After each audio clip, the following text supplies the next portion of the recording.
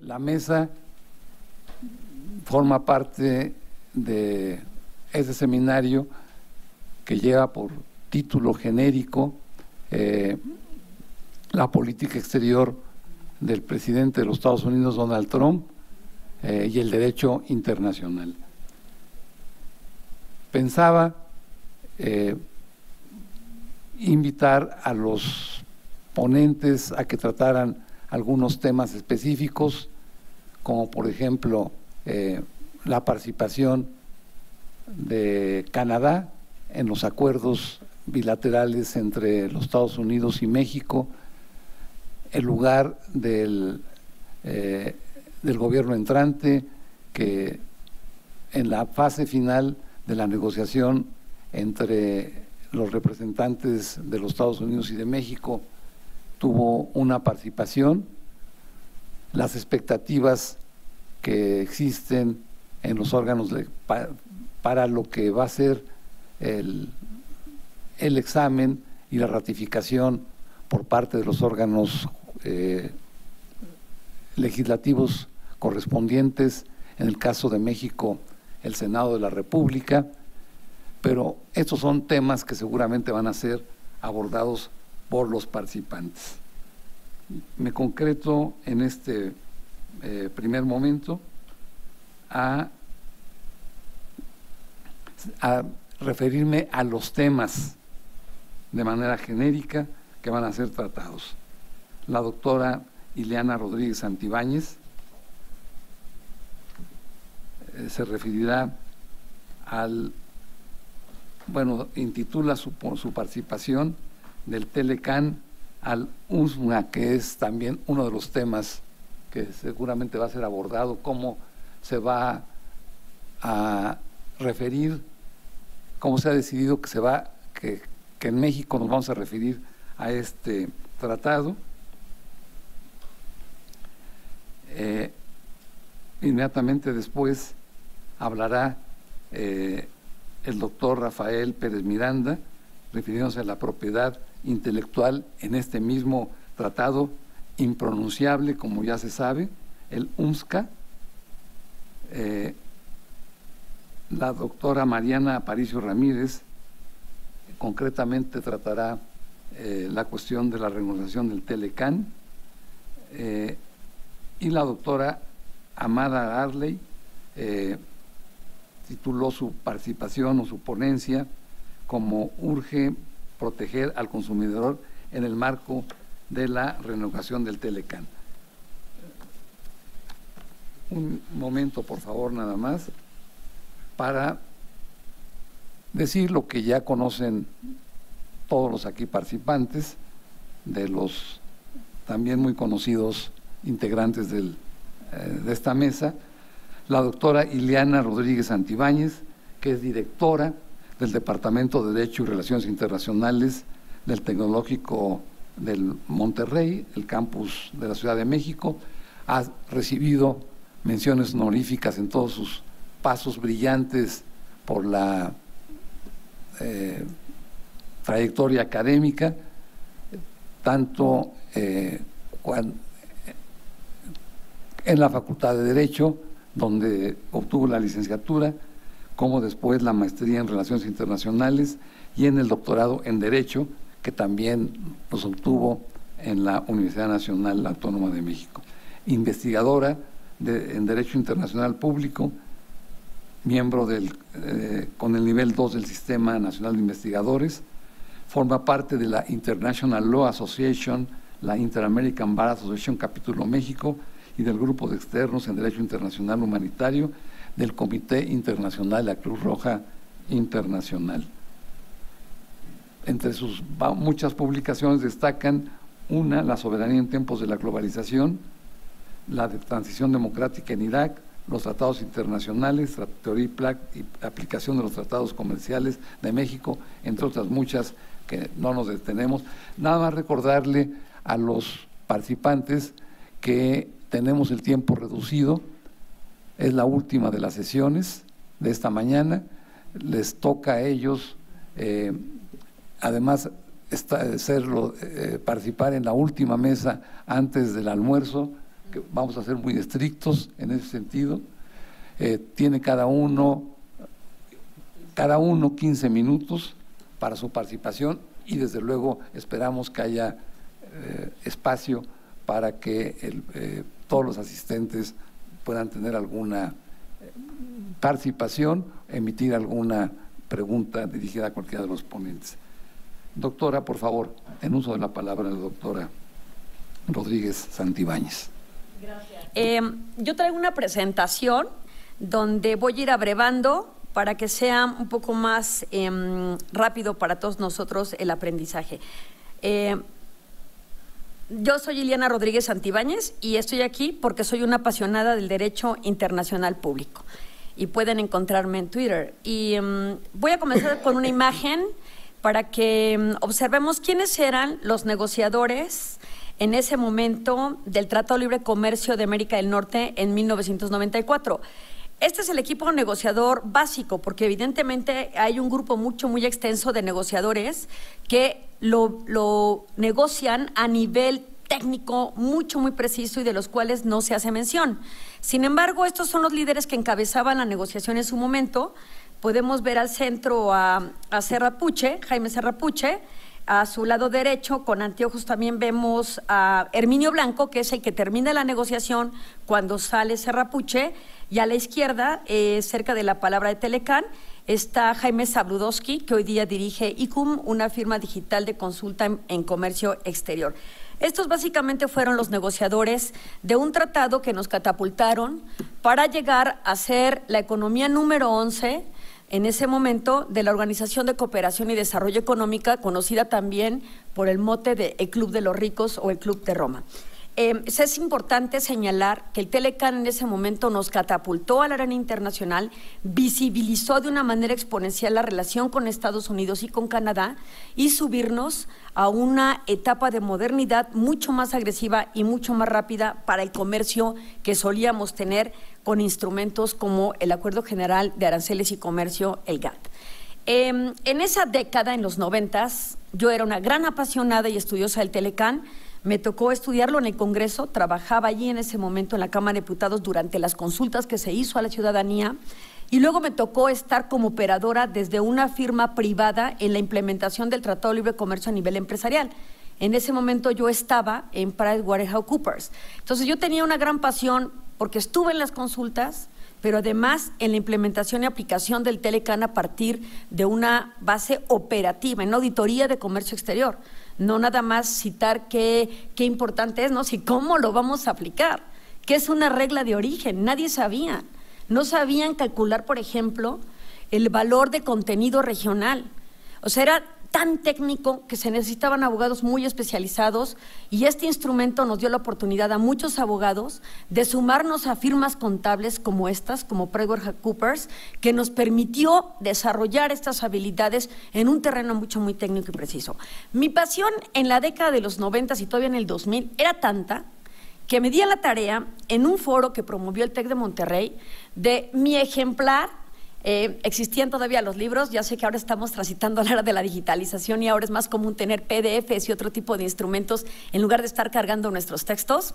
Yo conservaba mi Telecán en 2 tomos y en esta ocasión fui a un foro dentro de la universidad en la que trabajo actualmente, que es el Tecnológico de Monterrey, mi casa profesional y de estudios, y entonces en ese foro me encontré a Salinas de Gortari, que por supuesto me firmó mi tomo, y también una conversación interesante que es reveladora en los tiempos actuales es Jorge Castañeda y Serrapuche. Y por ejemplo, vean cómo lo que me puso Jorge Castañeda, primero dice que él tenía razón de que no servía para nada el Telecán, año 2008.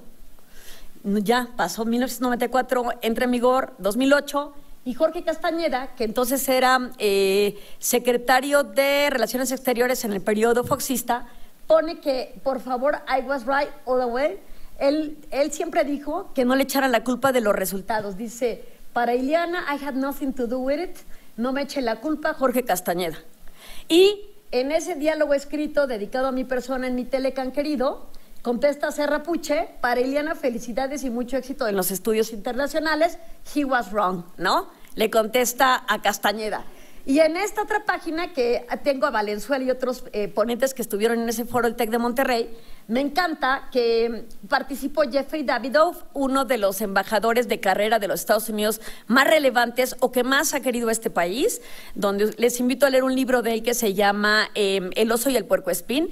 No está en la sección de libros infantiles, como les digo a mis alumnos. Es el libro de un embajador que habla de la relación con México, en una relación verdaderamente difícil, pero que también habla del Tratado de Libre Comercio de América del Norte. Entonces, él aquí dice: el Telecán ha sido el empiezo, perdonen ustedes, no tenía todavía muy buen español, ha sido el empiezo de un nuevo capítulo en la historia de las Américas.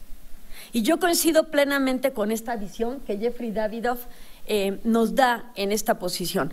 El Telecán sí tuvo esta cualidad, y todavía la tiene porque está vigente, no lo hemos retirado todavía,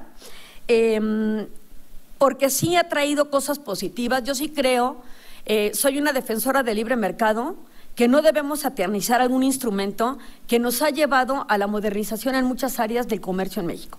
Sí es cierto que tampoco hay que ser verdaderamente ni globalifóbica ni hipersimpatizante de este instrumento. Simplemente lo que quiero decirles es que hay que hacer un análisis muy puntual y muy efectivo de qué sí ha funcionado y qué no ha funcionado. O sea, no podemos ser tan kantianos y categóricos absolutos de decir no sirve. No, sí sirve.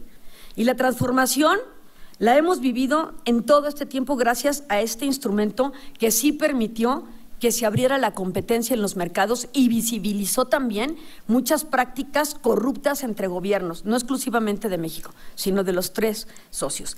En esta imagen ustedes pueden observar al equipo negociador con Canadá, Ildefonso Guajardo, Freeland, la ministra de Relaciones Exteriores de Canadá, o del Ministerio de Asuntos Exteriores de Canadá, y Latziner, que es el que hizo todas estas negociaciones o que encabezó también por parte de Estados Unidos este grupo.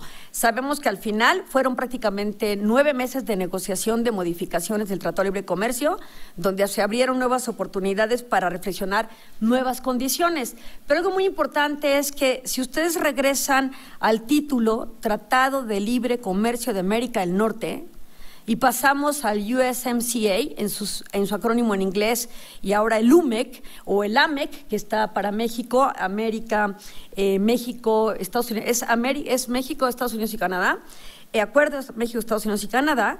Lo que observamos ahí es que se pierde en el título el concepto de libre. Y esto va a ser importante por lo siguiente: ¿desde qué tiempo viene la concepción de la apertura del comercio exterior? El pionero es precisamente Milton Friedman. Milton Friedman, en esta acepción, tiene un libro muy bueno, escrito en los 60s, que luego le llevaría a obtener en el 76 el Premio Nobel por la economía. Dice: uno de los más grandes errores es juzgar a las políticas y programas por sus intenciones en lugar de por sus resultados. Y entonces lo que quería decirles es, efectivamente habría que ser muy analíticos respecto a los resultados que estos instrumentos han traído a nuestro país. En este momento la Secretaría de Economía cita que México es de los países con más tratados de libre comercio en el mundo. No estoy hablando de tipos de entendimientos como el ACE y otros acuerdos de cooperación económica, estoy hablando de tratados de libre comercio. Y México tiene 12 en este momento, incluido el Telecán. Pero la gran contradicción es que Milton Friedman, cuando escribe Capitalism and Freedom, ese gran texto que le lleva ese Premio Nobel de Economía, habla de la desregulación de los mercados. Él dice: es cierto que el Estado tiene que generar las condiciones de competencia para un beneficio de los consumidores, pero también se cuestiona: ¿y quién defiende a los consumidores del gobierno? Hablando un poco de la tasa impositiva o fiscal hacia los consumidores. Ese es un gran defensor del libre comercio. Y el Tratado de Libre Comercio, efectivamente, lo que pretende hasta este momento es básicamente, ¿no eran 15 minutos? Me faltan 6. Gracias. Sí, perdón. Pero bueno, yo seré atenta con el tiempo, no se preocupen, colegas. Entonces, lo que Friedman establece básicamente es, se está perdiendo, en ese tipo de contextos pensaría, porque ya murió, la libertad de comercio se está perdiendo porque está habiendo un ente regulador que es el Estado. Un Donald Trump totalmente nacionalista, un populismo de derecha que lo que quiere es regular los mercados que habían alcanzado libertad bajo un instrumento que procuraba la libre circulación de los factores de la producción y que ahora se ven nuevamente sujetos a las políticas de los estados, cuando el impacto finalmente es para el consumidor. En esta revelación de la inexistencia o la falta de oportunidad en torno a la libertad de mercado, observamos que el Tratado de Libre Comercio de América del Norte en la actualidad contempla los rubros que pueden observar. El tema de la interdependencia que está implícito en el tratado, que lo que busca es la complementariedad de las economías, que se generara competitividad, que lo hemos logrado, simplemente piensen en compras del sector público, la posibilidad de que no solamente liciten nacionales para ventas a gobierno, sino que también puedan hacerlo nuestros socios comerciales en igualdad de circunstancias. Eso hizo también que los productores nacionales tuvieran que incentivar el desarrollo de las estrategias económicas y comerciales para posicionar y elevar la calidad de sus productos. Y con ello también nosotros nos beneficiamos. La capacidad que tienen ustedes hoy día para la adquisición de cualquier bien o servicio, esa posibilidad de decidir, esa libertad de decisión, es gracias a la competitividad y competencia que se da cuando se abre el mercado. Si no, ustedes seguirían comiendo atún Herdes, que era lo único que había en la década de los 80. Ahora ya llegan y se confunden y no saben ni qué elegir. Están comparando pesos, están comparando precios, están comparando calidades. Tienen la capacidad, aunque les canse, de decidir qué van a comprar y a qué precio. En los 80 eso no existía, esa posibilidad no había. Comercio de bienes. La eliminación de barreras arancelarias, que pueden ser, ya saben, cuantitativas, que son aranceles, y cualitativas, que son barreras fitosanitarias, por ejemplo, las compras del sector público, la inversión, la propiedad intelectual y la solución de controversias.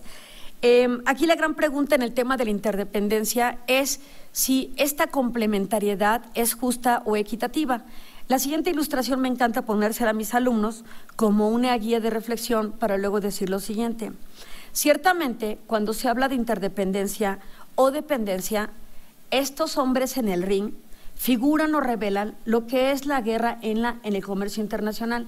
Vean ustedes al hombre fuerte que tiene tatuado en su brazo derecho a las monedas más fuertes, al yuan, el euro y al dólar. Vean ustedes a esta economía enquencle y desnutrida. Sí hay un estereotipo racial, es cierto, pero así es incluso en la economía. El referee, que es la Organización Mundial de Comercio, que hoy día se pugna por una renovación y un cambio para que pueda ser efectiva ante lo que estamos viviendo. Y por supuesto, el coach, el Fondo Monetario Internacional, palmeando a esa economía débil, diciéndole, tú puedes, vamos, sigue, porque la necesitamos en el ring. No puede estar afuera, no importa qué tan enquencle o qué tan bananera sea, se requiere en el ring para generar estos equilibrios en el mercado. Entonces, no vamos a entrar a teorizar sobre lo que decían Robert Keohane y Joseph Nye al respecto, es un tema de RI muy denso, pero lo que quiero que vean es que esta complementariedad asimétrica finalmente existe. Y lo que hay todavía es un acento muy importante de dependencia. El doctor Valero, a quien agradezco la presentación, decía, Iliana escribió un libro que es La soberanía en tiempos de la globalización. Ese es mi segundo libro sola como autora y de verdad que me encantó hacerlo porque es todo un análisis de todas las leyes que tuvimos que transformar para adoptar el Tratado de Libre Comercio de América del Norte. La legislación se transformó en más de 500 reformas, derogaciones, abrogaciones y leyes nuevas para poder adoptar un instrumento de este calado. Esa transformación legal es la que nos lleva a una era de modernidad relevante y que nos ha permitido la construcción de un país con una visión legislativa muy distinta a la que teníamos todavía en la década de los 80. Entonces, no puede ser todo malo, de verdad que no puede ser. Pero bueno, indistintamente de eso, les diría que básicamente la relevancia en el tema de la discusión del Tratado de Libre Comercio es, en particular, que el peso que tiene este bloque económico en el mundo es brutal.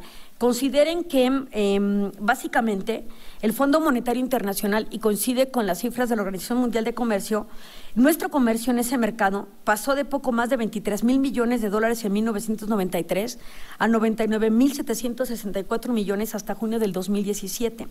El intercambio de mercancías entre los tres países se multiplicó prácticamente en 5 veces. O sea, esto es un mercado bastante interesante, y cuando se escuchaban las voces detractores de es mejor no tener nada, era un gran error. O sea, es mejor tener esto a no tener nada, sin duda. Y para eso hay, como decía el doctor Velázquez Elizarrarás, hay la denuncia. Si al Estado y a su país no le funciona este tratado, nos podemos salir de acuerdo a los mecanismos que hay para eso, con el contrapeso que pudiera haber por las indemnizaciones. Esto dice Trump en el encabezado, ¿no? No se trata ya de un tratado de libre comercio de América del Norte, sino de una marca tratado. O sea, él lo está posicionando desde el punto de vista de una marca trilateral para competir en contra de los bloques de la triada. Ya saben, Europa, Asia, América, y nosotros en América. ¿Qué fue cambiando a grosso modo en este tratado de libre comercio? Obviamente, los componentes de contenido regional o el valor de contenido regional en el sector automotriz, que se tiene hoy día del 62.5 y que se espera alcance el 75% del componente regional. La medida no va a ser inmediata, va a ser progresiva hasta alcanzar que el sector automotriz se componga hasta por un 75% de piezas o de contenido de los tres países. Si no, no va a poder aspirar a, no va a poder aspirar a el gravamen, a esta desgravación arancelaria, ¿no? Por otra parte, dentro de los cambios significativos, podemos observar que se establece ya una duración en el tratado. Gracias, doctor Valero, muy amable.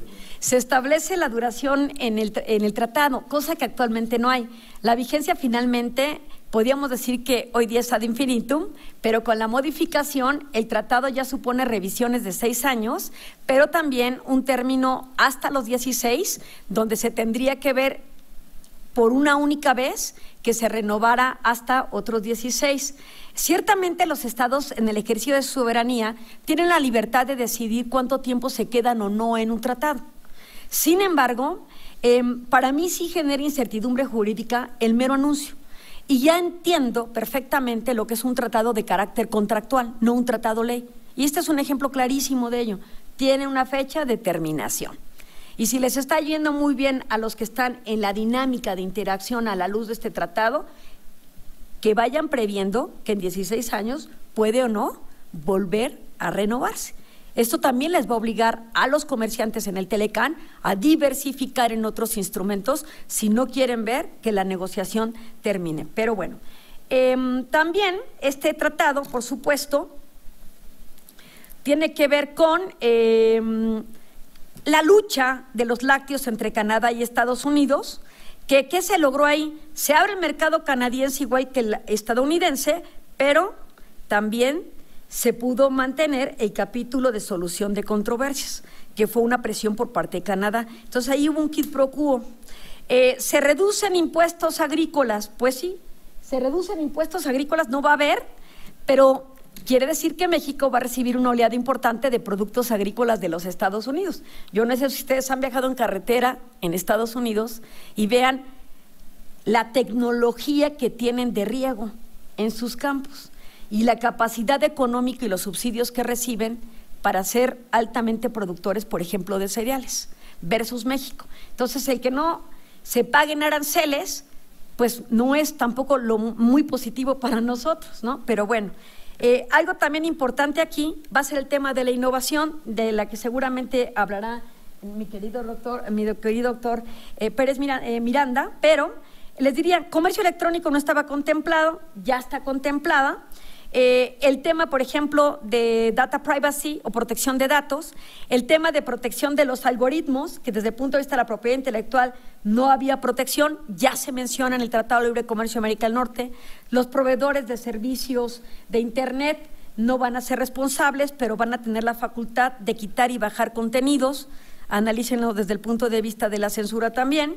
Los derechos laborales, que sí es un capítulo interesante que obliga a México a incrementar el salario en el sector automotriz a $16 la hora, que puede ser algo positivo para México.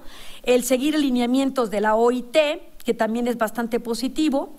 Se acordó también mantener tipos de cambio determinados en determinados mercados, no incurrir en manipulación cambiaria, y se subsumen los capítulos o anexos. Los anexos hoy día ambientales y laborales se subsumen y quedan incluidos como capítulos dentro de este tratado.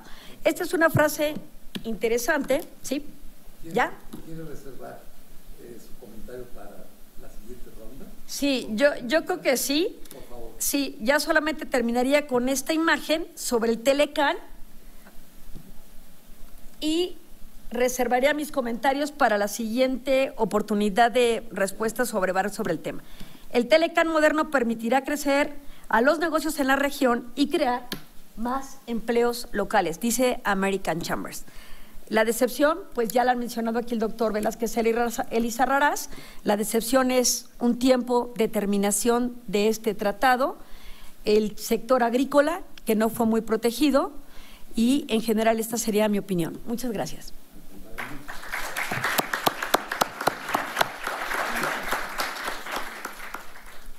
Muchas gracias por su estupenda presentación, la preparación puntual y el panorama completo que nos acaba de presentar, no solamente de lo que fue, los orígenes, además en forma muy atractiva, digamos, ¿verdad?, la firma de su ejemplar del Tratado de Libre Comercio, el Tratado de Libre Comercio, la negociación que se hizo con posterioridad, las diferencias, en fin. Siento mucho nada más por la falta de tiempo, ¿verdad? Bueno, gracias. Para que se interesen. Bueno, pues la siguiente participación es la del doctor Rafael Pérez Miranda. Muy rápidamente, doctor, les voy dándole una disculpa. Diré nada más que es abogado por la Facultad de Ciencias Jurídicas Sociales de la Universidad Nacional de Santa Fe, Argentina, doctor en Derecho Internacional por la Facultad de Derecho de la Universidad de Buenos Aires, una actividad académica actual muy intensa y productiva, investigador de tiempo completo, titular C de la UAM, miembro del Sistema Nacional de Investigadores también, con numerosas publicaciones, 70 artículos en libros colectivos, 5 libros de autoría propia, 3 libros de coautoría y 3 como compilador. ¿Tiene usted la palabra, doctor Pérez Miranda? Gracias a Manuel y felicitaciones a Manuel por esta capacidad organizativa y de producción que tiene. Gracias, Mónica, sin la cual, y a Raúl, sin los cuales no se hubiera podido realizar estos eventos. Para mí es un honor estar en el instituto, estar con ustedes y poder hablar y decir algunas cosas que a uno a veces se le atragantan y si no las dice se enferma. Yo voy a decir exactamente todo lo contrario que dijo mi querida y buena amiga. No voy a decir lo contrario, pero digamos ¿Tienes permiso? el tono del comentario va a ser un poco diferente, digamos, ¿no? Primer punto introductorio sería ¿por qué Trump hizo lo que hizo, ¿no? Hablando de Trump, ¿no? Yo creo que Trump hizo una serie de... fue parte de la propaganda de Trump. En esa propaganda se centró en perjuicios que generaba a Estados Unidos el Tratado de Libre Comercio para América del Norte, y luego en la renegociación de muchos de esos perjuicios no se ocupó tanto. Es decir, él sabía que la economía norteamericana estaba muy bien, gracias a Obama, que con pequeños arreglos podía seguir avanzando más o menos bien. Hoy precisamente anuncian un crecimiento anual de la economía del 3.5% que le permitiría en los próximos 2 años mantener un ritmo de crecimiento del 3% anual, lo cual, como dirían en mi pueblo, no es moco de pavo. no es poco para un país de los niveles de desarrollo de Estados Unidos sin industrialización. Es probable que la FED tenga que aumentar la tasa para evitar el recalentamiento de la economía. Es decir, todo aquello por lo que se preocupaba Trump en realidad no era motivo de preocupación. Sin embargo, quienes sí aprovecharon esta renegociación del Tratado de Libre Comercio para América del Norte fueron las corporaciones transnacionales.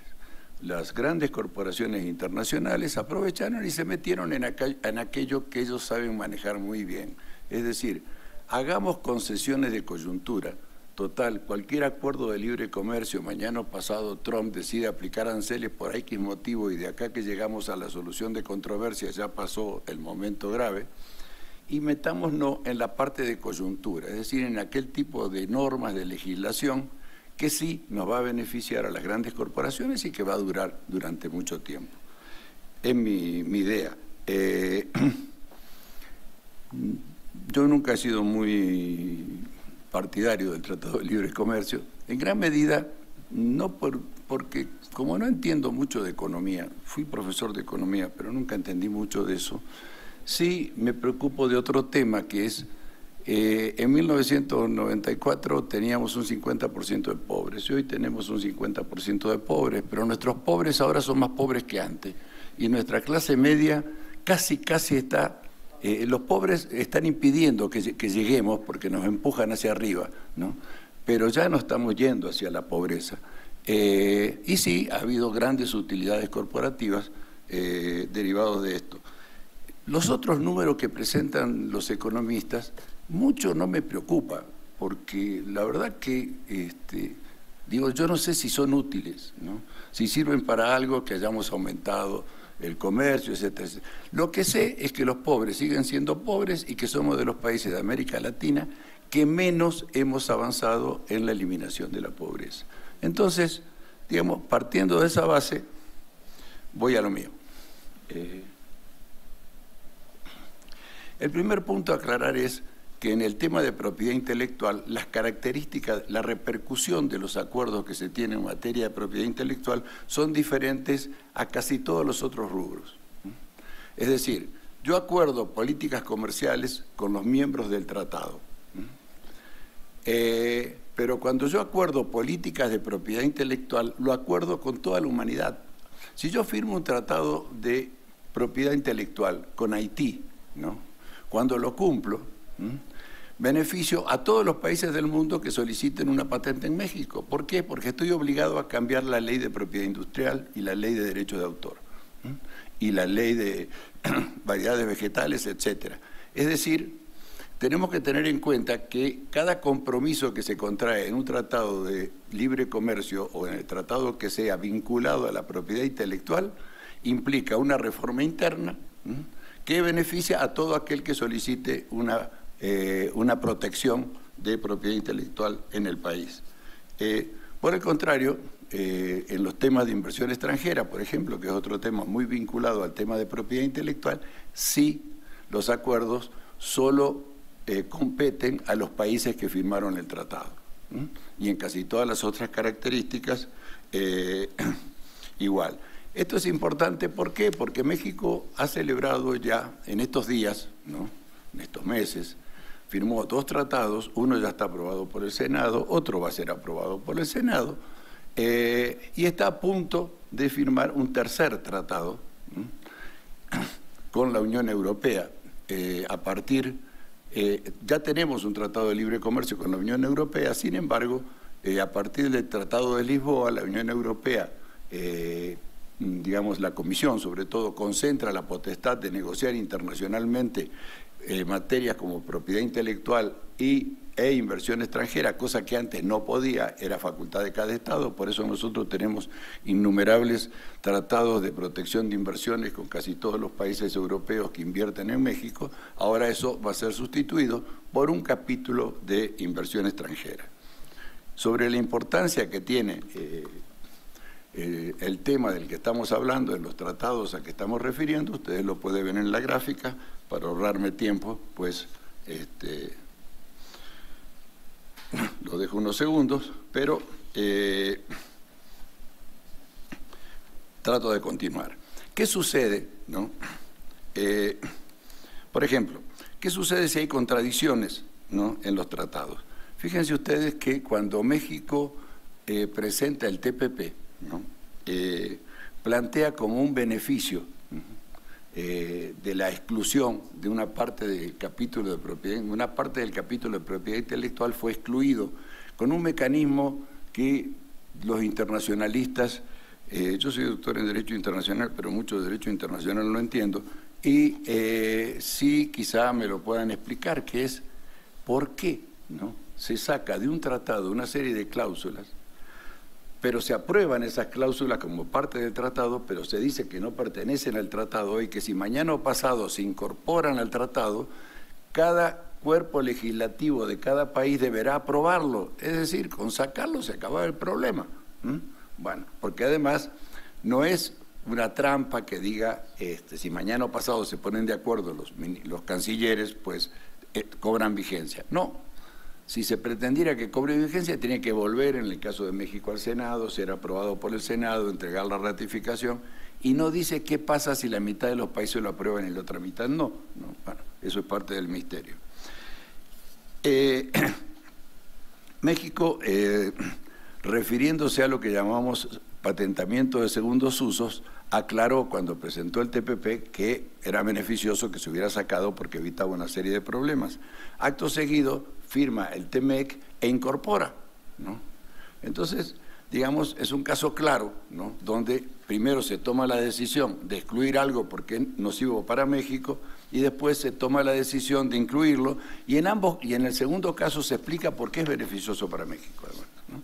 Es decir, así como hace unos meses era negativo, ahora resulta que es positivo, y tenemos un caso de contradicción. Y también lo vamos a tener cuando aprobemos el tratado con la Unión Europea. Cada uno de los tratados tiene un capítulo de propiedad intelectual y no necesariamente coinciden, entre otras cosas, porque las normas de propiedad intelectual de Estados Unidos y de la Unión Europea difieren en algunos puntos. No son muchos, pero esos puntos son muy significativos desde el punto de vista económico y científico. Ahora, ¿qué sucede cuando tenemos estas contradicciones, ¿no? La solución que prevé el derecho internacional para los casos de propiedad intelectual es la peor, ¿no? Es decir, cuando hay que seleccionar, tenemos que seleccionar entre, cuando hay que optar, ¿no?, en la contradicción, tenemos que optar en favor de la cláusula del mayor estándar de protección. Entonces, en ese caso, digamos, tenemos que solucionar los problemas de esa manera. Quiero hacer referencia a, voy a tratar de ir lo más rápido que pueda,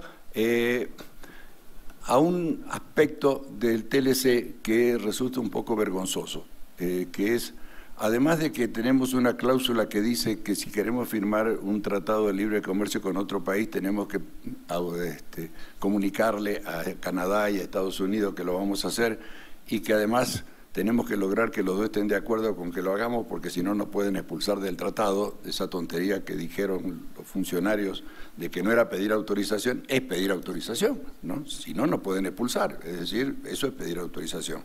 Bueno, eso es vergonzoso. Otro término vergonzoso es Canadá, por motivos que vamos a explicar en un momento, no aceptó el sistema de solución de controversias propuesto por Estados Unidos para esta renegociación del TMEC. Y México sí. Es decir, en este momento tenemos en el TMEC, ¿no?, un sistema de solución de controversias para los conflictos generados con anterioridad a la ratificación del TMEC. Tenemos un sistema de solución de controversias para las inversiones posteriores a la ratificación del TMEC. Tenemos un sistema de controversia con Canadá por los conflictos anteriores a la firma del TMEC, y tenemos un sistema de solución de controversias con Canadá para los conflictos posteriores. ¿Y cuál es ese sistema de solución de controversias? El que prevé el TPP-11, porque México en este momento, dentro del TMEC, no tiene un sistema de solución de controversias sobre inversiones. Es decir, es Babel, ¿no? Entonces, ¿por qué ¿no? ¿Cuáles son los problemas que se han presentado en este sistema de solución de controversias? Lo quiero plantear muy rapidito.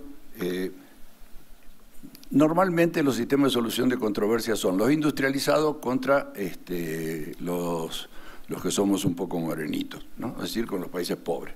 Bueno, entonces, generalmente todos los sistemas de solución de controversia, tanto de los capítulos de los TLC como de los tratados bilaterales de protección de inversión, eran leoninos respecto a los países en desarrollo. Se violaba totalmente todos los principios vinculados a la cláusula Calvo, etcétera, etcétera. Aparece una tercera figura, ¿no?, que es el inversor, que es un extranjero que no tenía nada que ver con la empresa que se instaló ni con el país que recibió la empresa. Ese tercero puede llevar al país a arbitraje internacional en cualquier momento. Este tema nunca preocupó a la sociedad civil europea hasta que la Unión Europea, con motivo del mismo Tratado de Lisboa del que hablamos, decide firmar un tratado de libre comercio e inversión con Estados Unidos. En ese momento la sociedad europea dice, oh no, acá no hay mucha inversión de mexicanos en Europa, ni hay mucha inversión de argentinos, ni mucha inversión de brasileños, pero de norteamericanos hay un montón, ¿no? Entonces no podemos darle a los norteamericanos la misma posibilidad que le dábamos a México o a Brasil. Acá tenemos que establecer nuevas reglas de juego. Entonces hubo una gran queja, lograron algo que nosotros nunca hemos logrado, que es que se hagan públicas las instrucciones de negociación de quienes iban a negociar el tratado, y tuvieron que establecer nuevos mecanismos. La Unión Europea cambió totalmente su política de protección de la inversión extranjera, con nuevas instrucciones, y eso se traduce, ¿no?, como experimento en el Tratado de Libre Comercio que firma la Unión Europea con Canadá, donde establecen un sistema de solución de controversia muchísimo más amigable, ¿no?, que el que tenían con el Tratado de Libre Comercio o con los tratados bilaterales, pero muchísimo más amigable. No hay tiempo para explicarlo, pero digo, es claramente más amigable, y saca al CIADI, ¿no?, de su participación en su peso respecto a los árbitros, ¿no? El CIADI, que como sabemos, hay un secretario general elegido por el presidente del CIADI, que fue presidente del Banco Mundial, que es designado por Estados Unidos. Es decir, ese esquema se saca un poco de lado.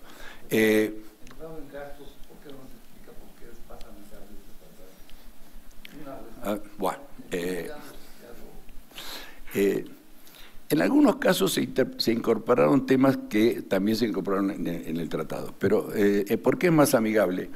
Porque, primero, establece una clara diferencia, define lo que es la inversión extranjera indirecta. Como sabemos, en los temas de inversión extranjera, el 99% de los casos de inversión extranjera son por inversión extranjera indirecta.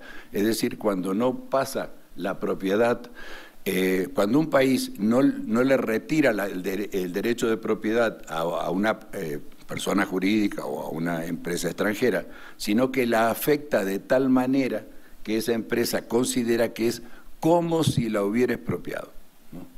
Todas las demandas que tiene México ante el CIADI son por expropiación indirecta, con un sistema arbitral muy arbitrario, ¿no?, valga la redundancia, cuya jurisprudencia no es obligatoria y que ha hecho desastres, ¿no?, en lo que hace a la solución de conflictos, con soluciones totalmente contradictorias. Lo que establece este nuevo tratado es una mayor puntualización de estos temas, establece reglas para los árbitros, normas que tienen que cumplir los árbitros, establece un sistema de organización de los árbitros totalmente diferente. Cada país aporta, propone árbitros, ¿no?, y hay árbitros de países ajenos. Por ejemplo, en el caso de Canadá, hay 5 árbitros canadienses, 5 árbitros de la Unión Europea y 5 árbitros ajenos a Canadá y a la Unión Europea. Y cuando se presenta un conflicto, se sortean los árbitros, ¿no?, de cada uno de estos temas. Se sortea un árbitro canadiense, un árbitro de la Unión Europea, y para como tercer árbitro, un árbitro ajeno a estos dos países, lo cual garantiza una mayor imparcialidad por parte de los árbitros y una mayor imparcialidad por el tercero, que va a decidir en caso de empate, que en el sistema anterior lo elegía el secretario general del CIADE, ¿no? Y además, el laudo que dicte este tribunal es apelable, se crea como si fuera una cámara de apelaciones, que va a tener jueces permanentes y que va a cumplir un poco la función de el órgano de apelación de la Organización Mundial del Comercio para conflictos sobre comercio, ¿no? Entonces es mucho más amigable, ¿no? Bueno, gracias. ¿Qué otro tema influenció? Influenciaron una serie de planteos en materia de propiedad intelectual, una serie de conflictos que preocuparon casi a todo el mundo, ¿no? Menos Estados Unidos, claro, pero que preocuparon a casi todo el mundo, que son Philip Morris contra Uruguay, ¿no? Uruguay dicta una resolución reglamentando el etiquetado de los tabacos y dice, ¿no?, el 85 o el 80% de la cobertura del tabaco tiene que tener una etiqueta que dice que está prohibido, que eso produce cáncer, ¿no? No tan general como la nuestra, donde hay etiquetas que dicen que el tabaco produce mal aliento, ¿no? Bueno, lo cual llevaría a que uno no coma camarones al ajillo, por ejemplo, ¿no? Bueno, es tan grave como eso, aparentemente. Bueno, acá tiene que ser claro que produce cáncer. Segundo, prohíbe la diferenciación entre light, chiquitito, angostito, etcétera, etcétera. Cada uno tiene que tener una marca, ¿no? Cada marca tiene un cigarro. El presidente de Uruguay, que fue el que presentó en su primer presidencia este proyecto, pues es de la opinión de que sea chiquito, sea light o no sea light, todos producen cáncer, entonces se prohíbe que se engañe al consumidor con esa aclaración de que es light, etcétera. Philip Morris demanda, entre otras cosas, porque dice que hubo una expropiación indirecta de su marca, ¿no? Bueno, al impedirle que produzca ciertos tipos de que tengan tabaco light, etcétera. Por suerte perdieron el laudo y les costó muy caro, pero de todas maneras lo que es grave es que el tribunal arbitral se declaró competente, ¿no?, para analizar ese tema, ¿no? Bueno, otro tema importante fue el de Vattenfall versus Alemania, es decir, después del tsunami japonés, Alemania suspende su programa de digamos, de producción de energía nuclear, y Vattenfall, que había ganado la licitación, la demanda por unos 4 o 5 mil millones de dólares más o menos por haber suspendido este tema, lo lleva a arbitraje internacional. La Carta de Energía de Europa, que es más amplio inclusive que la Unión Europea, tiene un sistema de solución de controversias igualito al de los tratados bilaterales de protección de inversión. Entonces lo lleva a tribunal internacional. Eli Lilly demanda a Canadá por la anulación de una patente y reclama un tema que está vinculado a los contenidos de nuestro tratado de inversión. Es decir, los tratados de protección de inversión, entre los principios que invalidan es el principio de la territorialidad de la patente, porque dice, ¿no?, que se pueden proteger, vaya a saber dónde lo tengo por acá,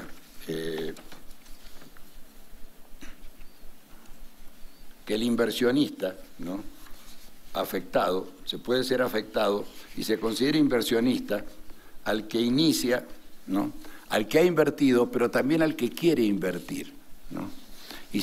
Y como yo considero, de acuerdo al tratado, que, digamos, un derecho de propiedad intelectual es una inversión, ¿no? Si yo quiero invertir, es decir, si yo solicito una patente y no me la aceptan, ¿no?, yo puedo ir a tribunales arbitrales diciendo, señores, yo soy un inversionista que quería invertir, no pude invertir por una legislación, por una mala interpretación de la Corte canadiense sobre este tema, y por lo tanto quiero que me resuelvan este problema, ¿no? Entonces esos fueron 3 casos, hubo otros, ¿no? También hubo una demanda de Philip Morris contra Australia por sistemas parecidos, etcétera. Pero yo le diría que estos fueron los 3 casos que más afectaron a la sociedad europea y a la sociedad, digamos, en el caso de América Latina, ciertos sectores de la sociedad de América Latina, sobre todo a los preocupados por estos temas.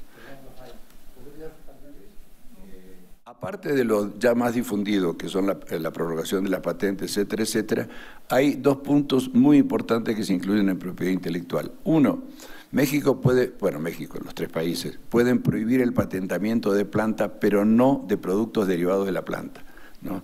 Esto Quiere decir, se puede modificar genéticamente una planta y si aplicamos la norma de la Directiva Europea, que si yo encuentro un gene en una planta, esa planta está protegida, ¿no? Es lo mismo que patentar una planta, ¿no? Y segundo, nos comprometemos a ratificar UPOV 99, lo que ha generado, lo que ha sido tema de controversia y de oposición de la mayoría de las organizaciones no gubernamentales mexicanas vinculadas al agro y vinculadas, digamos, sobre todo a los pequeños campesinos y además de los ambientalistas. En otro momento podremos explicar por qué, pero son dos puntos nodales aparte de los que ya se han difundido, que son los más famosos: prórroga de las patentes, problemas de las invenciones biotecnológicas, etcétera, biológicas, digo, de los fármacos biológicos, etcétera, ¿no? Bueno, muchas gracias.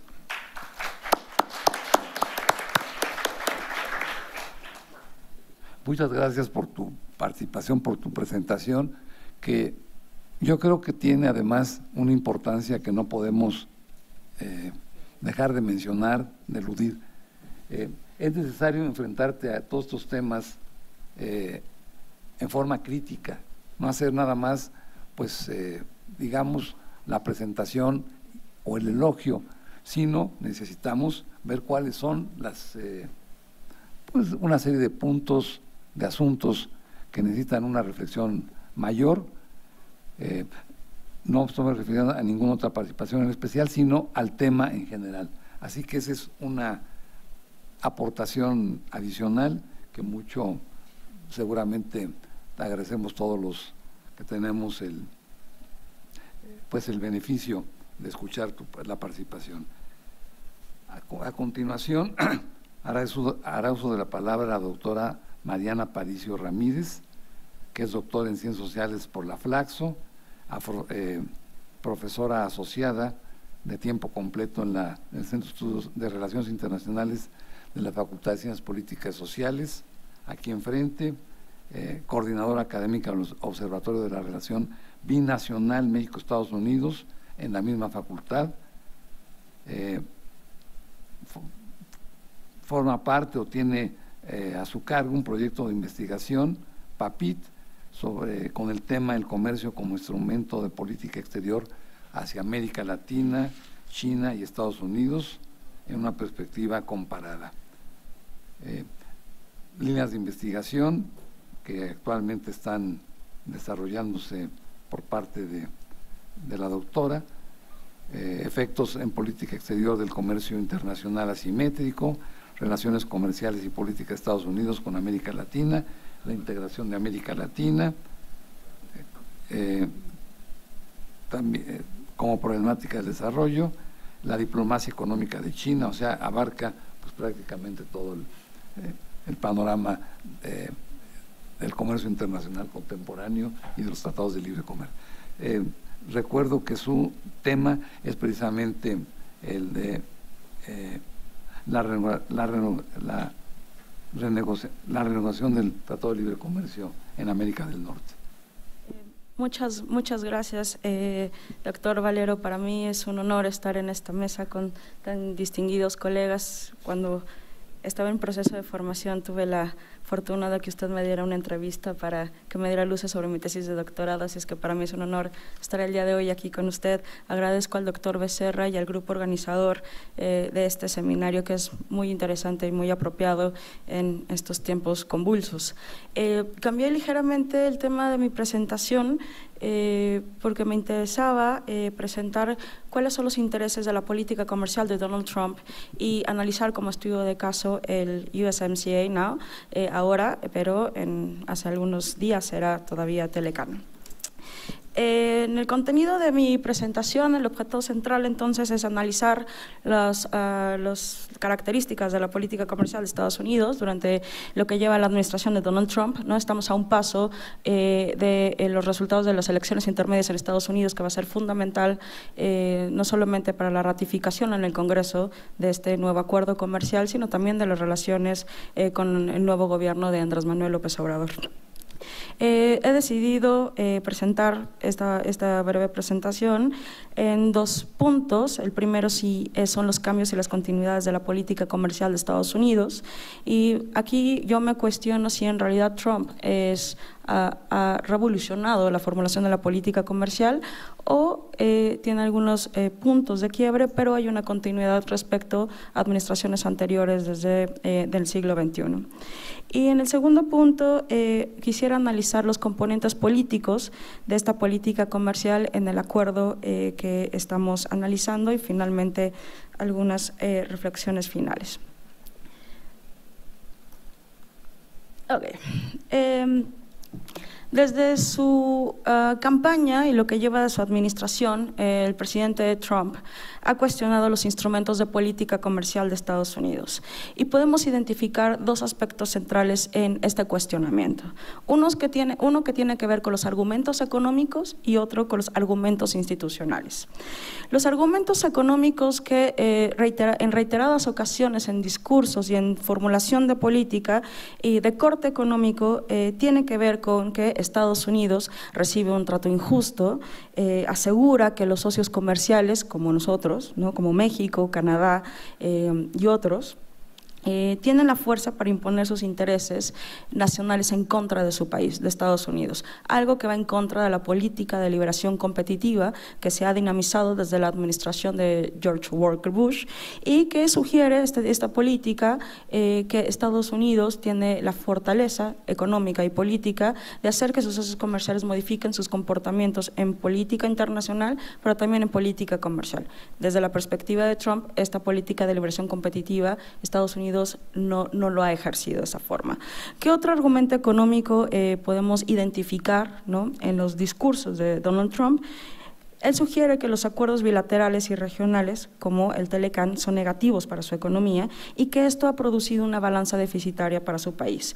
Se han llevado las inversiones y los empleos a otras latitudes en el mundo. Entonces, esto podremos identificar como las características de los argumentos económicos que engloban su política comercial. Pero también podemos identificar los institucionales, y tiene que ver precisamente con las organizaciones internacionales y el sistema multilateral. Para Trump, la OMC, y lo ha dicho abiertamente en las 2 declaraciones en la Asamblea General de Naciones Unidas, ¿no?, tanto el año pasado como en esta, él tiene una desconfianza en las instituciones multilaterales, y como estas instituciones no pueden cuidar los intereses de Estados Unidos y las reglas que se han creado en estas son injustas para Estados Unidos, y no está dispuesto a perder la soberanía, o su soberanía nacional se erosiona. ¿Por qué? Porque él no puede, o porque el Estado no puede controlar los asuntos de política interna. Entonces, estos 2 argumentos se vinculan constantemente en el argumento de Donald Trump. Entonces, en términos del argumento institucional, quisiera decirles, ¿no?, que es una postura escéptica hacia el multilateralismo y la disolución de su soberanía a través de la cooperación internacional. Esto sí podríamos decir que es un punto de cambio respecto a administraciones anteriores. En su antecesor, Barack Obama, consideraba el sistema multilateral como una premisa básica para que Estados Unidos mantuviera sus intereses nacionales, no solo vía la actualización de la OMC, sino también con la negociación de acuerdos megaregionales. En el caso de Donald Trump, no creo en el sistema multilateral, de ahí la guerra comercial que vivimos actualmente. Y esto se puede hacer patente en los discursos, ya les decía, de la 72ª ascensión, ¿no?, en 2017, y la recientemente la 73. Y solo les quiero leer 3 fragmentos chiquititos que se identifican claramente con estos argumentos económicos e institucionales. En el primer punto dice, y aquí ustedes lo pueden ver en la pantalla, dice Trump: creemos que el comercio debe ser justo y recíproco. No se aprovecharán de los Estados Unidos por más tiempo. Durante décadas abrimos nuestra economía, la más grande del mundo, con pocas condiciones. Permitimos que los productos extranjeros del todo el mundo fluyeran libremente a través de nuestras fronteras. Sin embargo, otros países no concedieron a cambio acceso gratuito y recíproco a sus mercados. Peor aún, algunos de ellos abusaron de la apertura para deshacerse de sus productos, subsidiarlos y afectando nuestras industrias y manipulando sus monedas para obtener una ventaja injusta sobre nuestro país. Como resultado, nuestro déficit comercial se disparó 800,000 millones por año. Por esa razón, estamos renegociando sistemáticamente acuerdos comerciales malos para Estados Unidos. Esta primera premisa va vinculada directamente nosotros, como en el 94, en aquel momento, somos un laboratorio para las nuevas actualizaciones de los acuerdos que ya tiene firmado y los que están en puerta. Japón, la Unión Europea, ¿no?, por un lado, el acuerdo con Corea del Sur, que recién acaba de terminar. Nosotros, Canadá y Estados Unidos, somos el laboratorio para la nueva negociación y actualización de los acuerdos ya vigentes de Estados Unidos. En otro párrafo, ¿no?, esto es reciente, esos días han terminado. Ya no toleraremos más abusos, ya no permitiremos que nuestros trabajadores sean victimizados, nuestras compañías sean engañadas y nuestra riqueza sea saqueada y transferida. Estados Unidos nunca se disculpará por proteger a sus ciudadanos. Es claro, su mensaje es muy claro. Y finalmente termina. Como mi administración lo ha demostrado, Estados Unidos siempre actuará de acuerdo con su interés nacional. Y eso se mantiene vigente. ¿Dónde podemos identificar las posturas de la política comercial de Estados Unidos en cualquier momento? En su agenda de política comercial y reporte anual. En este caso, la primera de la administración Trump corresponde al 2018 y al reporte anual del 2017. En este documento que pueden ustedes encontrar en el USTR, se establece la política comercial de Estados Unidos, que es pragmática, flexible y enfocada firmemente al interés nacional. Esto está vinculado con la seguridad nacional de Estados Unidos, que eleva el crecimiento económico como un interés de seguridad nacional. Esto no se había visto anteriormente. De los 5 pilares que componen esta política comercial de Trump, se encuentra reformular el sistema internacional de comercio. Esto se modificó a comparación de la Agenda de Política Comercial 2017 y el reporte anual de 2016. En aquel momento, durante el primer año de su administración, la OMC no era parte importante de la política comercial de Estados Unidos, pero en este año sí. De acuerdo con este documento, y le cito textual, Estados Unidos promoverá reformas sensatas y justas para la OMC, promoviendo reglas para mercados eficientes, mayor comercio y mayor riqueza para todas las naciones. El presidente Trump mantiene su compromiso de trabajar con todos los miembros de la OMC que comparten la meta de Estados Unidos de acuerdos comerciales y relaciones justas y recíprocas. Estados Unidos tiene como objetivo responsabilizar a los países que violen las reglas por sus acciones, respetando la soberanía de todas las naciones. Suena a tambores de guerra, ¿no?, de la actual guerra comercial que estamos viviendo con China y que México tiene efectos negativos en nuestra economía. Entonces, la agenda comercial prioriza el interés de proteger su soberanía sobre el libre mercado. Estados Unidos va a ser más agresivo en las políticas comerciales y promoverá el comercio que él y su administración entienden como comercio justo, libre y recíproco entre las naciones, retomando su posición dentro de la OMC con el fin de evitar que países como China se sigan beneficiando del comercio internacional a partir de sus prácticas injustas. Y es precisamente, ¿no?, este factor agresivo que hace que su política comercial sea un socio poco confiable y se identifique la pérdida de su liderazgo en un mundo de libre comercio. Todo ello, ¿no?, se encuentra vinculado con la actualización del Telecan, hoy USMCA, la salida de Estados Unidos del TPP, que fue la primera, ¿no?, acción en términos de política comercial que dinamizó, y la actual guerra comercial con China. Todo ello a pesar de obtener la extensión de la autoridad comercial en 2018, ¿no?, por 3 años más, que eso es muy importante ahora que vamos a entrar a la serie de ratificación del acuerdo. Lo cual es muy interesante porque China cada vez tiene una participación activa en la OMC, sobre todo apoyando países de menor desarrollo, ¿no?, a la organización. Entonces, ahí hay un recambio de liderazgo, no solamente en términos regionales, sino también en el sistema multilateral de comercio. Ahora bien, el argumento económico. El primer argumento es actualizar todos los acuerdos vigentes, se priorizará la negociación bilateral sobre las regionales y denunciar aquellos que no sean beneficiosos para Estados Unidos. No me basta recordar, ¿no? Desde la campaña, Donald Trump ha dicho en reiteradas ocasiones que el comercio con México es desfavorable para su economía. Y en este sentido, era natural que el primer acuerdo que se iba a renegociar, si eso se daba, iba a ser el Telecán.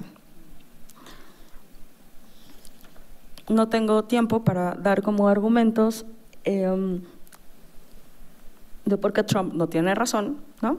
Pero me voy con el nuevo acuerdo, ¿no? USMCA o TEMEC. La actualización del Telecán desde agosto del 2017 finalizó recientemente el 30 de septiembre del 2018, cuando Canadá apenas entra.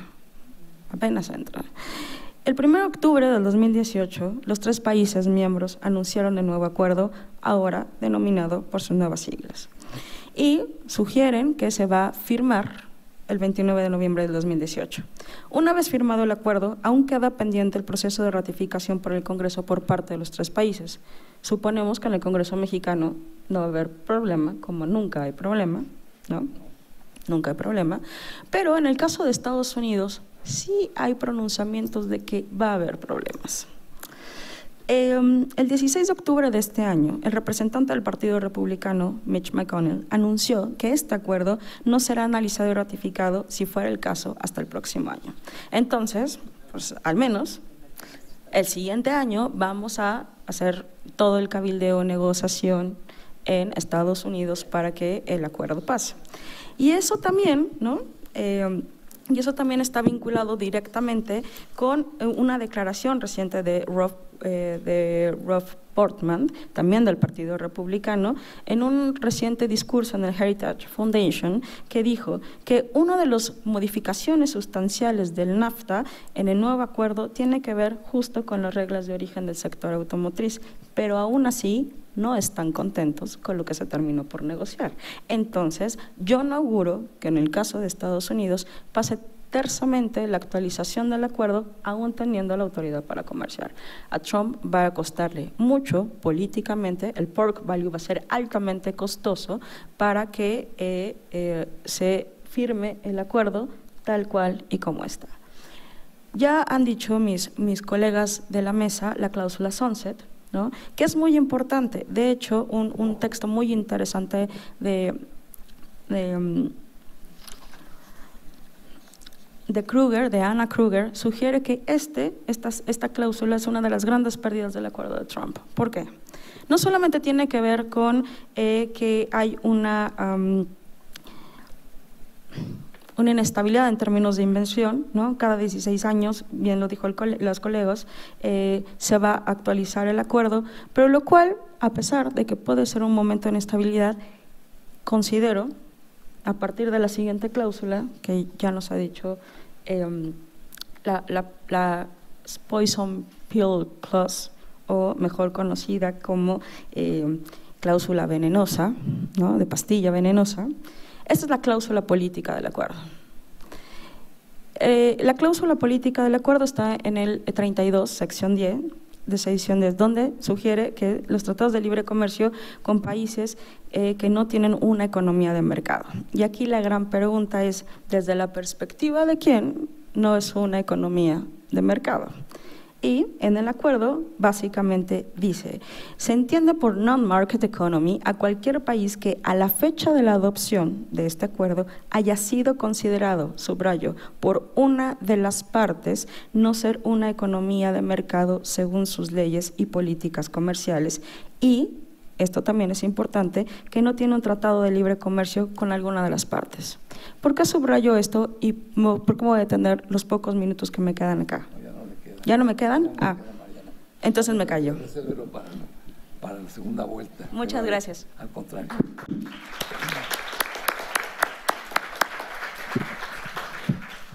Y me alegra mucho además que haya introducido un tema inevitable en la discusión en los órganos legislativos de ambos países. Sí le adelanto, en el caso de México, que no es lo mismo la composición del Senado de 1994, en donde era prácticamente automático el apoyo a cualquier acto del Ejecutivo, como ahora, en donde la composición no es la que entonces se tenía. Hay una mayoría de senadores que pertenece a un partido distinto del PRI, y no sabemos. Claro, hay otros elementos por considerar, hubo alguna participación, pero simplemente como observador, no de parte de algún representante de ese partido que ahora tiene la mayoría en el Senado, de Morena, pero creo que no hay que dar por descontado que por lo menos habrá alguna discusión y dificultades para la ratificación por parte de México, que creo que en el caso de los Estados Unidos, en cambio, es más fácil, porque tendrá, está apostando a eso Donald Trump, ¿verdad?, que tendrá de nuevo mayoría republicana en ambos órganos. Bien, pero eso quizás se pueda retomar después. Ahora vamos a escuchar la participación de Amada Arley, que es candidato a doctora por la Facultad de Derecho, con una tesis sobre la resolución electrónica en preparación, de disputas en el comercio electrónico transfronterizo en América. Ha hecho una estancia de doctorado en el Ciberlaboratorio de Justicia de la Universidad de Montreal, licenciada en Derecho por la Facultad de Derecho, también de la universidad, fundadora y excoordinadora del Centro de Negociación y Mediación de la Facultad de Derecho de la UNAM. Obtuvo el primer lugar con la mejor tesis de investigaciones de América del Norte en el Centro de Investigaciones de América del Norte, en el CISAN de la UNAM, observador internacional en temas relacionados con soluciones alternativas de conflictos, autora del libro Más allá del Telecán, ASPAN, ¿qué es y hacia dónde vamos? Ha sido ponente en congresos nacionales e internacionales, una antigüedad de varios años, 5 años, como docente en la Facultad de Derecho de la Universidad, dictaminadora del Anuario Mexicano, por eso la conocemos un poco mejor, aunque no habíamos tenido la oportunidad de verla directamente, por lo menos en mi caso, del Anuario Mexicano de Derecho Internacional, y es miembro de la Academia Multidisciplinaria de Derecho y Tecnología de la Información. Y ella, ya lo anunciamos, intituló su participación o su ponencia como la urgencia de proteger al consumidor en el marco de la renovación del Telecán. ¿Qué tal? Muy buenas tardes ya. Muchas gracias por estar aquí todavía. Bueno, primero que nada quiero externarle a la mesa los saludos del doctor Becerra, que hace unos momentitos tuve comunicación con él y me pidió que les compartiera sus saludos desde Vancouver.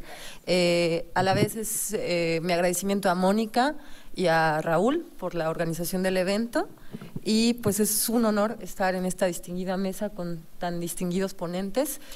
Y pues bueno, yo creo que las ponencias previas han servido de manera conducente, como hilo conector perfectamente para lo que yo vengo a platicar, que es la urgencia de proteger al consumidor en el marco de la renegociación del Telecán.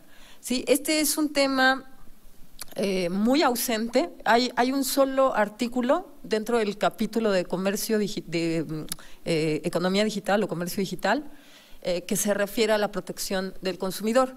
En este artículo simplemente menciona que las agencias de protección al consumo van a reconocer los trabajos o van a cooperar, entonces queda ahí como muy suelto. ¿Pero por qué la importancia de esto? Bien, yo creo que de manera general las ponencias previas han platicado de el mapa general de la renegociación del Telecán, lo que se espera, bueno, el resultado del UMSCA y lo que se esperaba. Ahora, yo voy a dar mi opinión no quiero ser determinante o determinista, pero yo sí considero que el gran ganador hasta ahorita, cómo está el texto del tratado y las negociaciones, no es tratado, perdón, del texto del acuerdo, es Estados Unidos, claramente. ¿Por qué?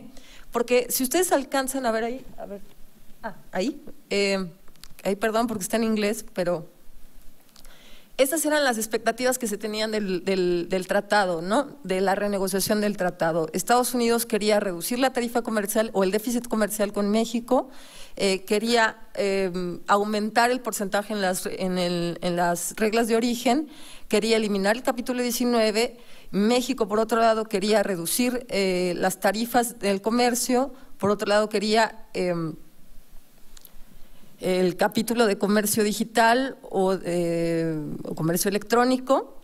Y Estados Unidos, y en Canadá, si se fijan, los temas que tenía Canadá en la bolsa, pues solo apareció el de medio ambiente, no apareció el de los pueblos indígenas, no apareció la materia de género. Entonces, ¿cuál es el resultado que tenemos? Pues que efectivamente Estados Unidos es el gran ganador por todo lo que comentaba la doctora Ileana, ¿sí? Hay en principio Trump le cambia el nombre, ya no es tratado, es un acuerdo. Sigue siendo una zona de libre comercio porque el artículo 1.1 del texto del acuerdo, del nuevo acuerdo, sí menciona que es una zona de libre comercio. Y en el artículo siguiente, 1.2, menciona que sí que los 3 países se sujetan a la OMC. O sea, en ese sentido, sí se sigue conservando una zona de libre comercio, pero obviamente cambian las reglas, ¿no? Aquí lo interesante, ya no voy a repetir todo esto porque ya lo dijo la doctora Ileana, entonces sería un poco repetitivo. El aumento del porcentaje del 75% en reglas de origen en el sector automotriz, la apertura del mercado lácteo, especialmente para Estados Unidos, en el sector laboral, la hora que se debe pagar $16 la hora, en el 40% de la integración del sector automotriz. Ahora las compañías farmacéuticas en Estados Unidos podrán vender productos farmacéuticos en Canadá por 10 años, manteniendo la patente. Eso quiere decir que hasta dentro de 10 años van a entrar lo que aquí conocemos como los productos similares, ¿no? Y la revisión del tratado, que ya lo comentaba la doctora Ileana, insisto en maestra, perdón, la doctora Ileana, en que la revisión del tratado va a ser cada 6 años y se otorgó que va a ser, el acuerdo va a durar 16 años. Efectivamente, aquí hay que preguntarnos y regresarnos a la materia de derecho de tratados y preguntarnos, bueno, ¿qué es? ¿Es un tratado? Para nosotros es un tratado internacional que aplica en toda la federación, para ellos es un acuerdo ejecutivo congresional que sí pasa por el Congreso, pero finalmente los estados pueden hacer sus reservas. Entonces, hay que volver, hay que entrar todavía más profundo al estudio. Pero lo que sí pasa con México y con Canadá, pues es que sí no los quiero llamar los perdedores, pero realmente no fue mucha la ventaja. La ventaja es que existe la relación, la ventaja es que hay zona de libre comercio, la ventaja es que, pues es esa. Y la desventaja para México, no lo va a decir el sector laboral, porque el sector laboral en automotriz va a decir qué bueno que ahora me pagan $16 la hora. Incluso yo platicaba con el líder de manufacturas de Estados Unidos y él me decía, es que el Tratado de Libre Comercio ha sido el peor tratado de la historia, ¿no? En el discurso de Trump, ha sido el peor tratado de la historia que ha firmado México y los trabajadores del sector manufacturero no tienen trabajo. Y yo le decía, es que estoy completamente de acuerdo contigo, pero eso exactamente pasa lo mismo en México, porque son 2 realidades. Una es la realidad macroeconómica y otra es la realidad microeconómica. Entonces, en la realidad microeconómica, a pesar de que sí tenemos muchas ofertas, la libre competencia, y sí tenemos oferta de elegir qué queremos consumir o qué queremos adquirir, finalmente hay un poder adquisitivo que no crece de la misma manera que lo que crece para un trabajador de clase media estadounidense o para un trabajador de clase media canadiense, ¿no? Un canadiense puede ser enfermero, pintor, electricista y vive una buena calidad de vida y tiene una casa y puede y tiene préstamos, etcétera, etcétera, etcétera. En cambio, el tipo de vida que tenemos en México, pues ese sueño de que nos vendieron que se iba a abrir la economía y que iba a ser benéfico para todos los ciudadanos y para el poder adquisitivo, pues dista de la realidad. La realidad es que tenemos mayor posibilidad de adquirir mayor productos, pero el poder adquisitivo no es el mismo. Entonces, bueno, voy a tener que voltear. Entonces, ¿de qué manera impactan todas estas medidas en nuestra realidad? Bueno, que todas estas medidas que han cambiado en el UMSCA, o insisto, ya lo dijo la mesa, todavía no es vigente, es un texto, todavía falta la ratificación, falta que pase por los congresos, y además de todo, una vez que pase esto, falta que el Telecán sea denunciado. Y para que el Telecán sea denunciado, hay un proceso, que el proceso tampoco también está incierto dentro de las disposiciones finales del Telecán, porque dice que si un Estado quiere denunciar el tratado, deberán de ser 6 meses, pero no especifica el proceso de cómo deberán ser esa denuncia y por quién debe ser ratificado, por quién debe ser validado. Imagino que debe de pasar por el Congreso, porque así como pasó por el Congreso una modificación, una ratificación, pues así debe de pasar también por el Congreso la denuncia. Entonces, ese hecho todavía no está dicho, especificado qué proceso debe seguir. Entonces, falta mucho. El tema va a estar aquí y va a estar largo tiempo. Ahorita ya lo mencionaba la doctora Mariana. Políticamente falta mucho. Digo, políticamente el ganador ha sido Trump, políticamente, porque bien lo dijo la maestra, ha sido un laboratorio, es una manera de imponer la fuerza, es una manera de vender la imagen a nivel internacional y decir, yo cumplí, yo hice, yo vine a hacer lo que yo dije que iba a hacer y lo estoy haciendo. Entonces, pero les decía, ¿cuál es la afectación directa en cada uno de nosotros? Los precios. Ese aumento de la mano de trabajo, ese aumento de las reglas de origen del 75%, ese aumento en los aranceles, ¿de qué manera nos va a afectar? En el precio. Nos afecta en el precio, pero no hay mayor poder adquisitivo que tengamos. Entonces, la problemática ahora que yo veo que no está negociada, aparece nada más un pequeño artículo, es cómo tú como consumidor puedes presentar un caso ante este comercio transfronterizo. Y estoy hablando del comercio transfronterizo digital, todo lo que compramos a través de Internet, cuando nos metemos a una página y compramos algo que nos mandan de Estados Unidos o de Canadá, y el comercio que se llama face to face o cara a cara, por ejemplo, cuando tenemos el más claro es el turismo. Por ejemplo, vamos a Estados Unidos, muchos mexicanos van a Estados Unidos o a Canadá como turismo, ¿no? Hay muchos conflictos en esa área y tú como consumidor estás desprotegido. Bueno, a ver, específico, hay un mecanismo, si tú tienes un conflicto puedes ir a la procuraduría, a tu procuraduría local o nacional, y dices, tengo este conflicto con una empresa o con un proveedor estadounidense o con un proveedor canadiense, pero el problema es que la Agencia de Protección de Consumo Local te va a enviar o a remitir a la Agencia de Protección al Consumo estadounidense o canadiense, y el problema es que son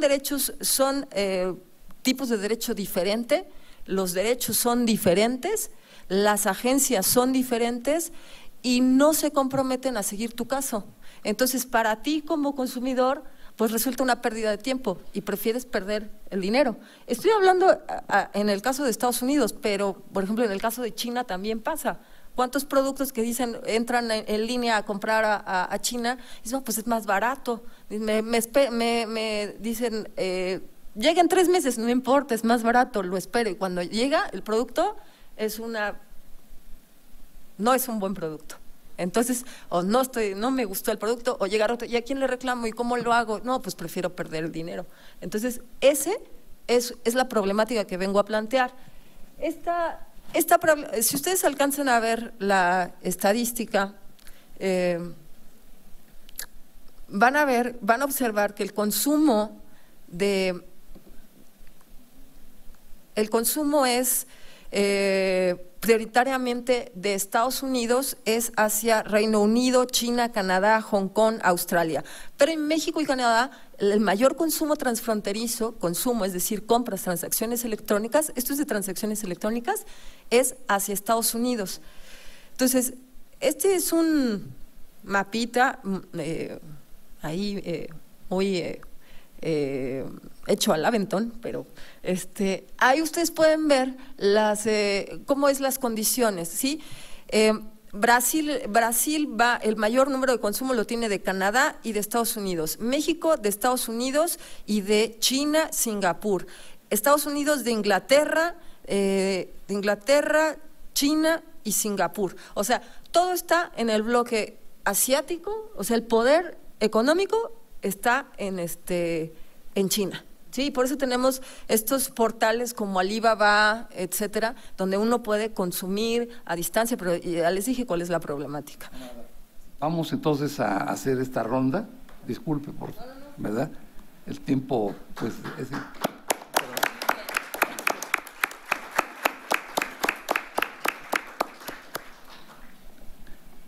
Ileana, ojalá entre las cosas que dijiste, todas extraordinariamente interesantes, te puedas detener un momentito a la cuestión de los salarios, de los salarios. Se dice que es obviamente es uno de los avances importantes, pero que es un logro de los negociadores mexicanos, cuando que exactamente lo contrario. Se los impusieron, ¿verdad?, como parte de lo que decía Trump directamente, era el dumping mexicano indirecto, ¿verdad? Y los representantes mexicanos siempre se opusieron pensando que no se iba a tratar.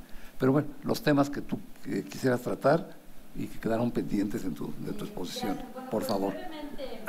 Dentro de la tónica de lo que tiene que ver con algunos grupos de deserción, ya mis colegas Amada, Mariana y por supuesto Rafael han hablado al respecto, que son puntos torales de una negociación de ventajosa, donde yo les diría, cuando nos presentamos a negociar y piensen en sus vidas, ¿qué pueden ofrecer para negociar? Y ustedes pueden pensar en toda la riqueza que posee este país para poder negociar, pero finalmente, quien tiene la batuta en este momento al poseer el 24.5% del comercio internacional es Estados Unidos. Nosotros no llegamos ni al 1% de representatividad del comercio internacional si dividimos todo lo que esto implica. Entonces, quien tiene la batuta y quien es totalmente realista, diría Hans Morgenthau, es Estados Unidos. O sea, realmente perder esta negociación para nosotros sí hubiese sido difícil, pero es cierto que en el tema laboral, déjame decirte, Ricardo, que la semana pasada tuve en mi clase de Derecho Internacional a uno de los negociadores del ámbito laboral, que fue Ricardo Aranda Girard, y él presentó todos los puntos que negociaron en materia laboral y en palabras de este negociador, donde fue muy ruda la negociación, algo relevante fue que se va a tratar de transparentar el quehacer de los sindicatos y no desaparecen, que era un tema delicado en la negociación. Es cierto que los sindicatos charros, no solo en México, sino en todas partes, pero la posibilidad de que existan estas asociaciones, que nos gusten o no, son el resultado de luchas de clase históricas, es muy importante para este país, que no tiene el desarrollo histórico, cultural, económico que tiene Estados Unidos y que tiene Canadá. Entonces, sí era importante preservar el tema de los sindicatos y se quede en la negociación. El tema salarial, es cierto, 40% de la industria del sector automotriz que va a tener que elevar el salario mínimo a $16 la hora para tener estos equilibrios y que no se nos vea como un Estado que tiene mano de obra barata y que atrae de manera natural al sector automotriz en desventaja de lo que puedan decir los estadounidenses. Ese tema es relevante, pero también nos va a afectar en el tema de toda aquella industria asiática que hoy día está instalada en nuestro territorio. Estoy pensando, por ejemplo, en Honda específicamente, o Toyota, que sí van a verse afectadas por el componente de contenido regional. Eso sí nos va a tener un impacto en nuestra economía, y ahí coincidiría plenamente con Amada Arley. Ciertamente el crecimiento económico no siempre coincide con el desarrollo social. Pero también deberíamos aseverar que el tema de la pobreza, y aquí hago un puente con lo que dijo Rafael, el tema de la pobreza no es el resultado específico del Telecán.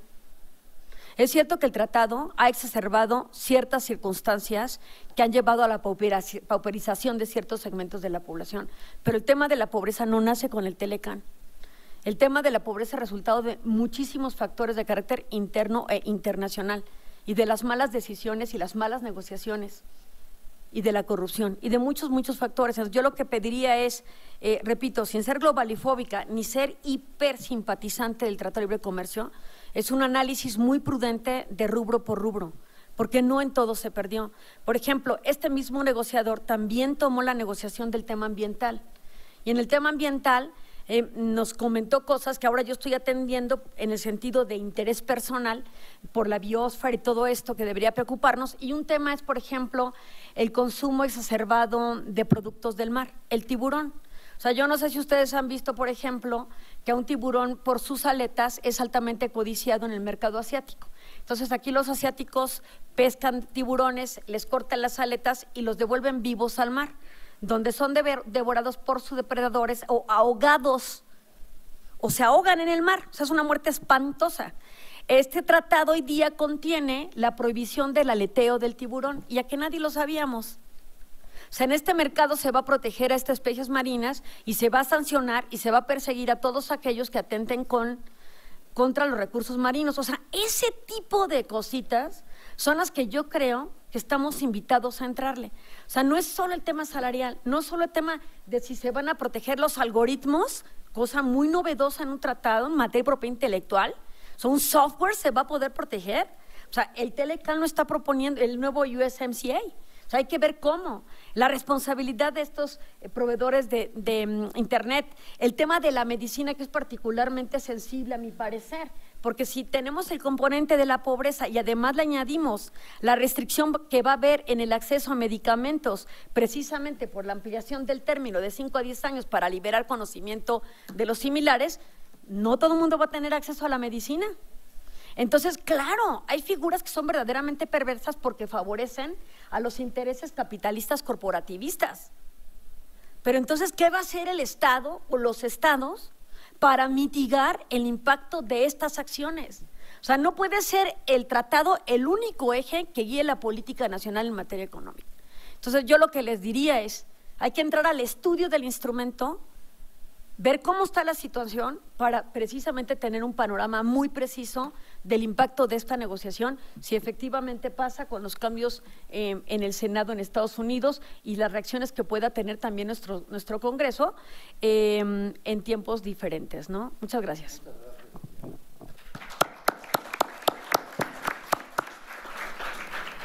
Tendría que decir algo bueno del TLC, del nuevo TEMEC. Quizá una de las cosas buenas es que en la parte de expropiación indirecta, con base y por presión de los conflictos, aquí se referencia, se establece que no se considerará expropiación indirecta, esto es propuesta de Canadá, por supuesto, las políticas públicas relacionadas con salud, ambiente y seguridad. Una acotación: no se incluye acceso a la cultura y a la ciencia. ¿Por qué? Por Disney, por Sony y por todo lo que implicaría una cierta mayor flexibilización en materia de derechos de autor. Efectivamente tenemos un capítulo de propiedad de medio ambiente que sustituye a lo que era el acuerdo paralelos, ¿no? Que teníamos antes, y ahora ya tenemos un capítulo sobre medio ambiente. Un solo comentario. Cuando vemos el capítulo de propiedad intelectual, aparece el compromiso de los países partes de adherir, ratificar, si es que no adhirieron o ratificaron, a un sinnúmero de tratados en materia de propiedad intelectual. En el capítulo de medio ambiente, ningún país se compromete a ratificar absolutamente nada, ¿no? Lo cual no es raro si pensamos que Estados Unidos no es parte del CDB, Estados Unidos no es parte del Acuerdo sobre Cambio Climático, Canadá no ratificó el protocolo de Cartagena sobre bioseguridad de los organismos vivos modificados. Es decir, en aquella parte donde México podía decirle a los otros países, bueno, ustedes también, ¿no?, comprométanse a participar en este mundo, no sucede. Tampoco hay ninguna mención al comercio de organismos vivos modificados, lo cual es natural. Estados Unidos es el principal país productor de transgénicos y Canadá está en el cuarto país, luego de los deshonrosos segundo y tercer lugar que tienen Argentina y Brasil. Sí, Argentina y Brasil en ese orden. Luego viene la India y después viene Canadá. Pero bueno, digamos, Canadá es el quinto, Estados Unidos es el primero, entonces por supuesto ninguno de los dos tenía interés en incorporar absolutamente nada respecto a ese tema. En el tema de la posibilidad de que el tema del comercio, de Internet es un poco complicado, ¿no? Yo no lo entiendo bien, pero aparentemente es así. Yo me considero autor y pido que se baje un programa que no es de mi autoría, que es de mi autoría y que fue cargado en YouTube, por ejemplo, sin mi autorización. YouTube está obligado a bajarlo sin que haya ninguna participación de un juez, ¿no? El tema es administrativo, ¿no? Muy bien.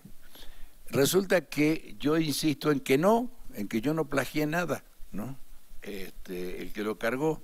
Entonces se tiene que volver a cargar. Como el otro se va a seguir oponiendo y no pueden seguir así, se tiene que llevar a arbitraje, ¿no? Bueno, entonces el problema es que hay una violación de derechos humanos, es decir, se está tomando decisiones, o sea, los operadores de Internet están obligados a tomar decisiones sin la decisión de un juez. Yo no le veo, primero, en materia de propiedad intelectual, que un país como México negocie con Canadá y Estados Unidos. Hace 30 años, cuando, digamos, hablábamos de propiedad intelectual en las negociaciones internacionales, Canadá era nuestro aliado, ¿no? En materia de propiedad intelectual, ahora Canadá está en enemigo de México, como Estados Unidos. Es decir, en este momento la política de ellos de propiedad intelectual, salvo uno que otro tema vinculado a la cultura y que no se inserta en el TLC, Canadá está en la misma posición de Estados Unidos. Y el problema que tenemos es, pues, fármacos, ¿no? Tenemos un sistema pésimo de salud pública donde los que tienen que recurrir al ISSSTE y al IMSS, yo recuerdo cuando llegué a México, fui a una novillada y el novillero pinchó como 8 veces, ahí no lo podía matar al toro, y alguien que estaba cerca mío le dijo, llévalo al IMSS que ahí te lo matan enseguida, ¿no? Bueno, el IMSS y el ISSSTE y el sector público consume la mitad de los fármacos de México, ¿no? Pero consume menos del 10% de los fármacos patentados, ¿no? Entonces, el acceso a la salud, el acceso a la ciencia, el acceso a la cultura y los problemas de medio ambiente, México no logró colocar ahí ni un gramo, ¿no? En cambio ellos colocaron todo para que esto se complique, se haga cada vez más complejo. Y yo no he visto en las políticas de salud ni pasadas, ni presentes, ni futuras, que se contemple este tema, ¿no?, de poder suministrar fármacos de calidad a los que tienen que recurrir, a los que tenemos que recurrir a los servicios públicos de salud. Un poeta mexicano histriónico que se puso de moda, Renato Leduc, recientemente por muchos motivos, explicaba en uno de sus poemas más conocidos el problema, la cuestión del tiempo, ¿verdad?, que no es flexible, hay que disfrutarlo, pero se agota, ¿verdad? se agota desafortunadamente, no es elástico, ¿verdad? Entonces Mariana Aparicio tiene 3 minutos para complementar, y todavía Amada nos va a explicar, sí. Bueno, gracias, Rafael, perdón. Bueno, solo para cerrar, creo que es importante conocer los intereses de la política comercial de Estados Unidos. Muchas veces analizamos a Estados Unidos sin entender sus instituciones, sin entender cómo se formula la política y cuáles son los intereses de distintos actores a nivel interno para comprenderlo, porque es un socio y es un aliado, pero también hay que conocerlo a profundidad. Yo solo quiero apuntar una cuestión sobre esta cláusula de píldora venenosa, porque ya Wilbur Ross ha dicho que esta cláusula va a estar incorporada en todos los acuerdos que de ahora que negocia Estados Unidos. Y como les decía, justo el 16 de octubre, y el USTR ya envió la carta de intención para negociar el TTIP, el acuerdo de libre comercio con Japón y con Gran Bretaña una vez que termine la negociación de Brexit. Y esto va a ser importante porque de acuerdo a cómo quede, ¿no?, en los golpeteos dentro del Congreso, va a ser una cláusula que probablemente México también esté directamente vinculada cuando nos toque negociar con Gran Bretaña el acuerdo de libre comercio una vez que salga con Brexit. Entonces creo que es un tema muy importante, muy interesante, es muy novedoso y… Se fueron los 3 minutos, Mariana. Ya está. Por favor. Llamada en los 2 minutos o 3 que tenemos todavía, nos va a explicar Bueno, más que explicar eso, mejor cierro la participación. Ya el que se quiera acercar, pues bueno, ya platicaré con él. Tenemos una propuesta que hacerles también. Como no va a haber margen para las preguntas, quien quiera hacerla, quien quiera hacer alguna, se la va a hacer por correo. El correo lo tiene, los correos de los 4 participantes los tiene Mónica, ¿verdad? Ella se los proporciona para las preguntas, las que quieran ustedes formular. Ya no va a haber tiempo de hacerlo in situ, aquí directamente. Entonces, Amada, con los últimos minutos… Voy a cerrar de la siguiente manera. Lo que expuse en la primera parte fue cuál es la problemática y cuál es la problemática que nos afecta a nosotros, a cada uno como consumidores. Pero ligo el tema con el doctor Rafael en cuanto a la solución de conflictos. Es cómo debe ser esta solución de conflictos.